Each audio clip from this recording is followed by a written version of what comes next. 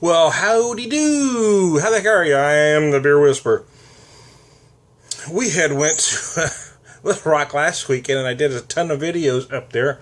This will be the first one I've done in over a week. But I did a bunch of them up there. So anyway, I found this, the Abita, Bourbon Street Imperial Stout. It's 10%, 20 IBUs. I'm going to read a tad from their website.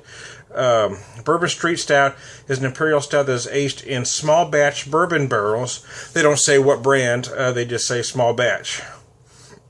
Excuse me. Our imperial stout is brewed. I had Mexican now. I'm glad this isn't smell-o-vision because you don't want no part of that. Anyways, I digress. Brewed with a combination of pale caramel chocolate and roasted malts. Oats are also added to give the beer a fuller and sweeter taste. The roasted malts give the beer its dark color as well as its intense flavor and aroma. There we go. That's my boxing announcer voice. How you like that? Anyways, after fermentation, the beer is cold aged for 6 weeks. This is necessary for all the flavors of the malt and hops to balance and produce a very smooth flavor. Okay, there you go. That's probably enough, huh? I just wanted to give you the highlights, so. Oh, yeah, well, the honest truth is I probably have this beer colder than it ought to be. This one is probably going to be best at about 55 to 60. I believe it doesn't say that on their website, though. Let me just double check myself. No, it does not. So there you go. But yeah, I probably have it a little colder. I'm kind of odd that way, I suppose. There is notes of chocolate and coffee on the nose, there is no doubt. And roasted barley is very apparent.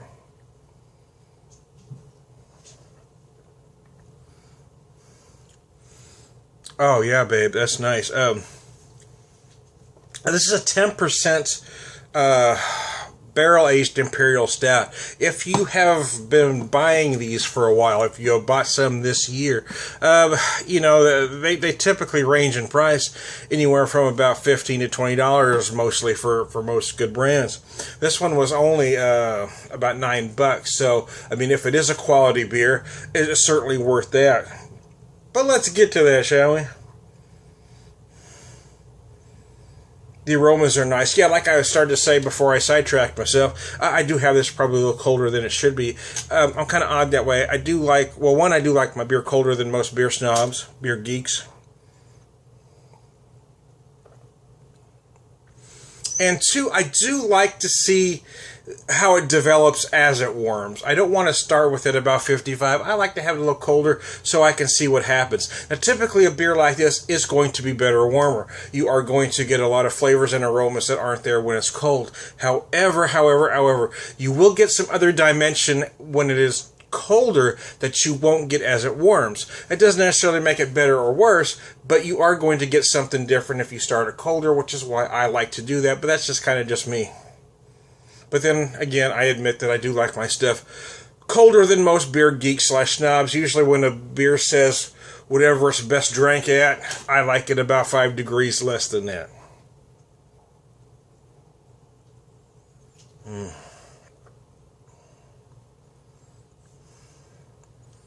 There's only 20 IBUs in this beer, and, you don't feel a whole lot of bitterness. It just kind of cleans her up slightly at the end, because it is big, it is decadent, and it is sweet. I don't feel the bourbon barrel a whole lot, to be honest. Oh, it's there, don't get me wrong, but comparing it to other beers that I've had, bourbon barrel stouts, the old Rasputin, that one comes to mind. I don't feel the bourbon as much. I don't feel the oak as much. But it is in there. I do taste some bourbon. I do get very slight hints of vanilla. The oak is there, but it's lighter than most of the style.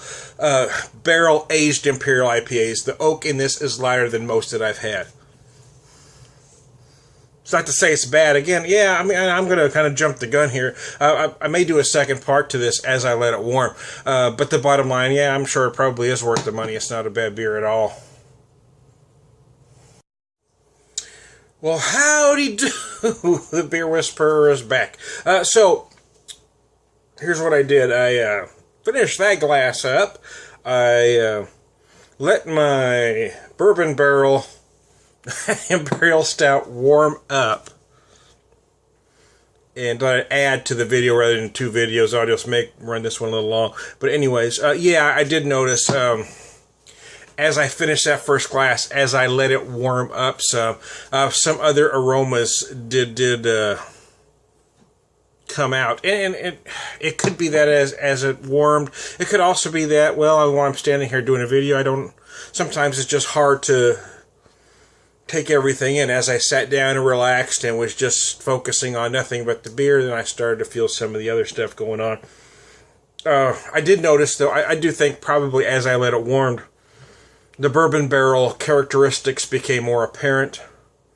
I got slightly more oak, slightly more vanilla, a little bit more of that bourbon. But still, all in all, the bourbon barrel characteristics are lighter in this than most that I've had. The mouthfeel also feels a little bit lighter. It's not overly thin, don't get me wrong, but the mouthfeel is a little thinner than, say, beers like, the bourbon barrel aged Rasputin that I talked about earlier.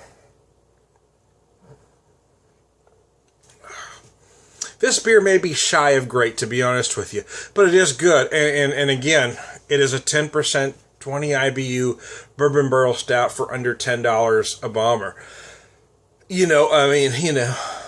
So I think it's worth that for sure. Again, more on the nose. Damn, you get sidetracked, Easy Tom. It's like shiny things come by and thoughts enter my head and I don't know what's going to come out next. Yeah, I noticed as I let it sit, I was getting more cocoa.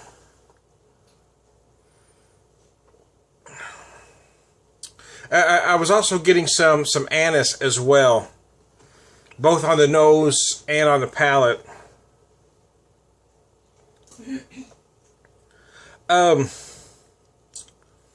It is as mellow as a beer like this can be, I would say.